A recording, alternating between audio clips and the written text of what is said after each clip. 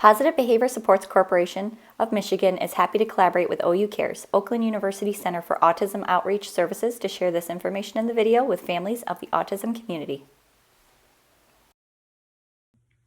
Hi there, my name is Hannah Juergens and I am a board certified behavior analyst and the regional clinical training coordinator at Positive Behavior Supports, which is supporting Michigan and other states around the country.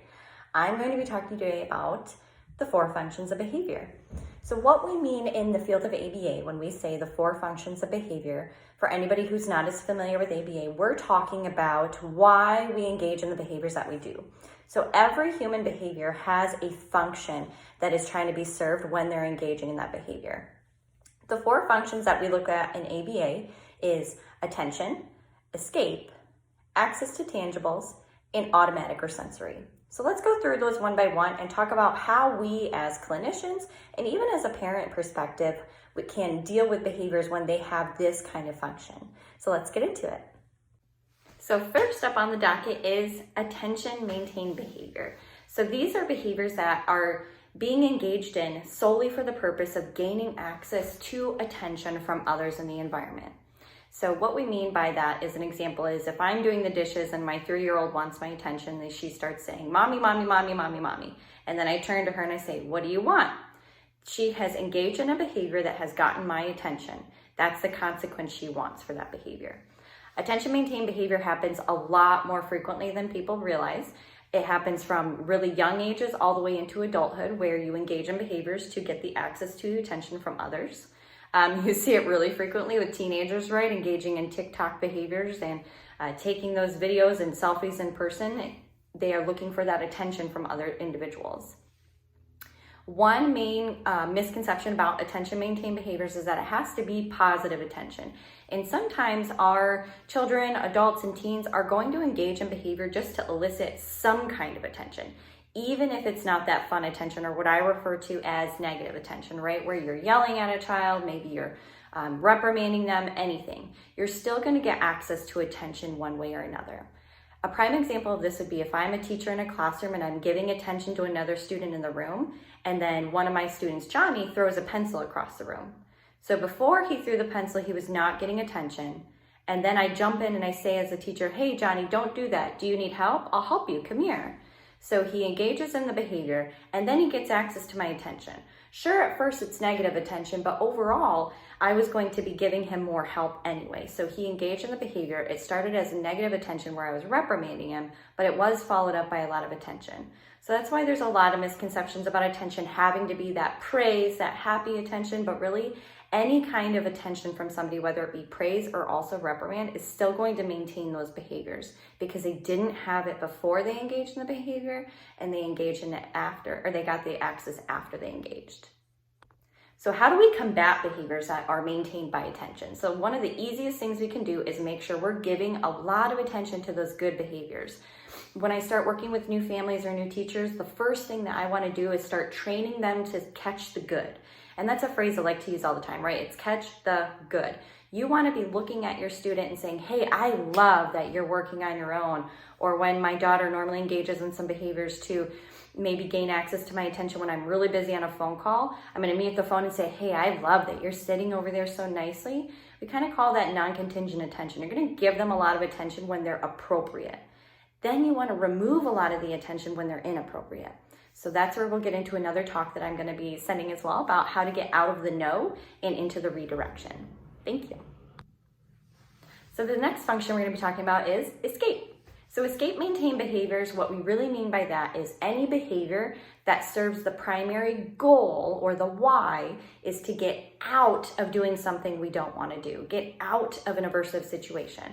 So if I take one of my clients who has autism into a group of people, and he starts engaging in tantrum behaviors, he starts punching me, biting me. His whole goal in that moment is to get me and him out of that situation, because as soon as we walk out of the room, his behaviors will stop. So that's how we know that that behavior is maintained by escape. You see a lot of these behaviors when you start working on placing demands. So if you have, an adult who keeps calling out of work sick, they're getting access to escape from going into work. If you have a student who gets placed with independent work in the schoolroom and they start cursing at the teacher and the teacher sends them to the principal's office, they have now gotten escape from that non-preferred activity. So how do we combat escape? So escape can be a little bit more difficult and tricky because the whole idea is that you have to break that chain of inappropriate behavior getting escape, and you have to replace it with teaching appropriate behavior gets escape. So for the case of the student who the teacher gave him the work, he started cursing at her and screaming and throwing items. And so instead of sending him to the principal's office, she could sit down with him and make it a little easier.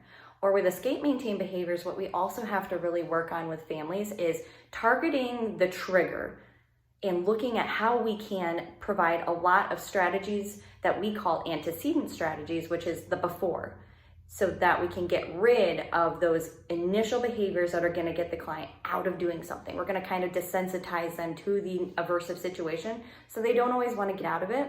And we're going to give them those appropriate behaviors. Maybe it's a break.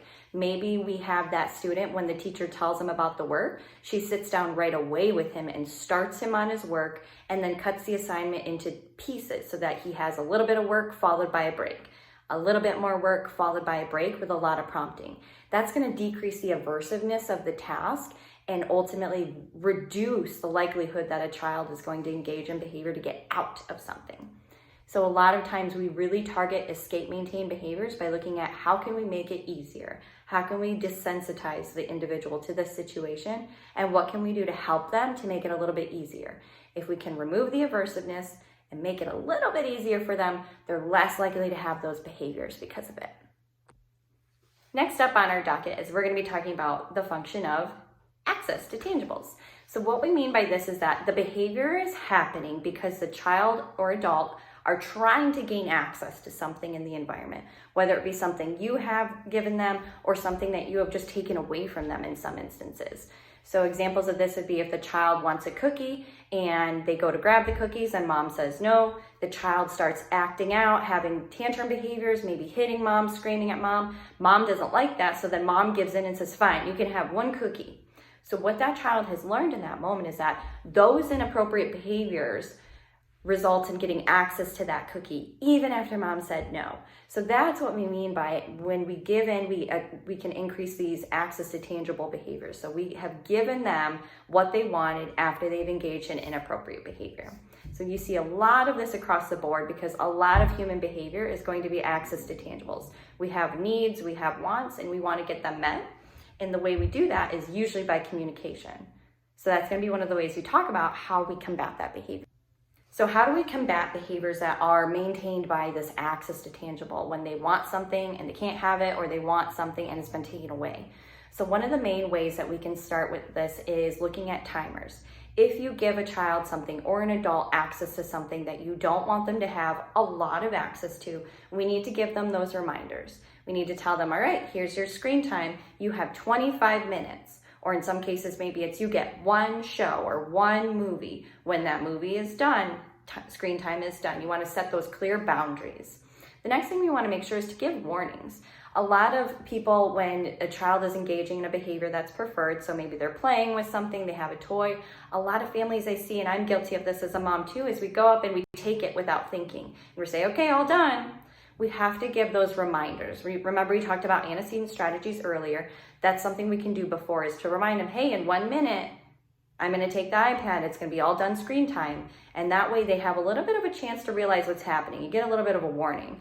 And I kind of tell parents a lot, when you're in Facebook world and you're scrolling through Instagram, if I just came up and took your phone and was like, all right, we're all done, how would you really feel about it? So we want to make sure that our adults and our kids, whether they be neurotypical or have a developmental delay, we want to make sure they have that opportunity for a warning. The last function we're going to be talking about is automatic or sensory. So what we mean by behaviors that are automatically reinforcing is there is something sensory, something stimulating, some kind of a feel-good feeling that goes into it. One of the things that I engage in that's automatic is I am a serial pen clicker. So as I'm sitting there working at my desk, if there's people around me, I drive them crazy because I'm clicking my pen. it doesn't matter who's around me. Clicking the pen really serves me this weird sensory function. I like the way it sounds, I like the feel of it, and I don't even know I'm doing it until someone tells me, and then I'm like, oh goodness. Other automatic behaviors we see with individuals who might have disabilities is the screaming, possibly humming, tongue clicking, teeth grinding, behaviors like that where we want to know, why are you doing that? What does that serve? It serves an automatic function. It feels good to them. They like the sensory input they're receiving. And so these behaviors are really important because it's not really fair to get rid of them, right? We just have to shape them into something more appropriate. So we're going to talk next about how do we combat those behaviors. So automatically reinforcing behaviors, there is a huge amount of feel-good access to these behaviors, so getting rid of them isn't always going to be an option. So the best way that we combat that as clinicians and how we can as parents is to give some kind of appropriate access. Or what we mean by that is, non-contingent reinforcement. There's no other reason that we're giving it to them except to help them meet that need. We want them to get access to that feel good, whatever the sensory input is that they need, without the inappropriateness of maybe what they're engaging in. So one of the examples in this is we had a client one time who engaged in a lot of water spray. They would find a sink, any kind of glass of water, bottles of water, they would always be dumping them out, and it was driving mom crazy. So my suggestion was, let's get a water table, and every half hour he gets a 5-minute break to go splash around, play outside in the water table. We'll add some colors to it. We'll make it even more fun than spilling drinks in the rooms, playing with water on the carpet. And so we noticed there was a little bit more missing because he kept trying to throw water on the carpet. And so as a clinician, I said, well, maybe there's something about that he finds reinforcing. So we went to the dollar store, we grabbed a little carpet, and then we put that under the water table. And lo and behold, his engagement in water play inside decreased because he had access to something more appropriate.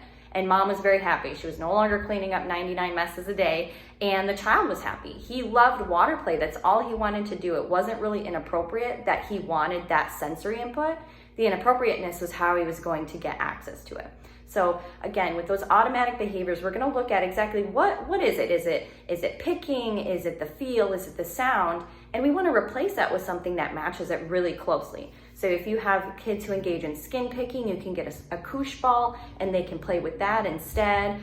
For items like if you have a child who engages in fecal smearing, you can use Play-Doh play or the kinetic sand play. And the more you allow access to it, the less likely they're going to want to engage in the other behavior.